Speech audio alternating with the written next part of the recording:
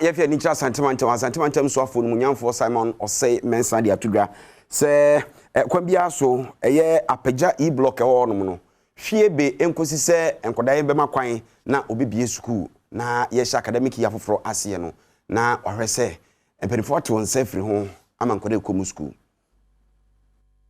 Simon Osei mensa wono enoye Asantimantem so afo e de atotimemu fo wo adanse apagya wa adanse South mensimu Asantimantem animu se sisi adade woni oso afo hwenwumesua ho nsem so ekokasa na eye e-block bia wusima esukufo e wo honom no watimi akwakobie ano amomu odi adesrede atomanim se memfankosi menua so menua no beka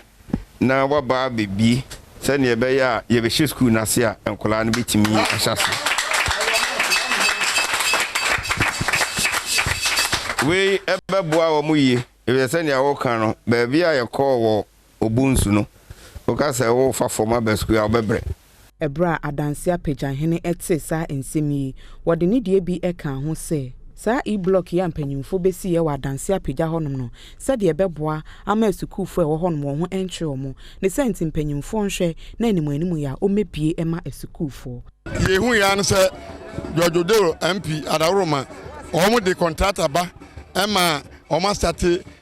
2-story building back on your girls dorm back on so your boys dorm ya sewie neck ya penti ya ye ayi wiring bibia ne ade wasanso abaye ensuo tank enan a domete bia wo 2 tank ayi a omodia yi ne ade enuti na ma ye de asem to ye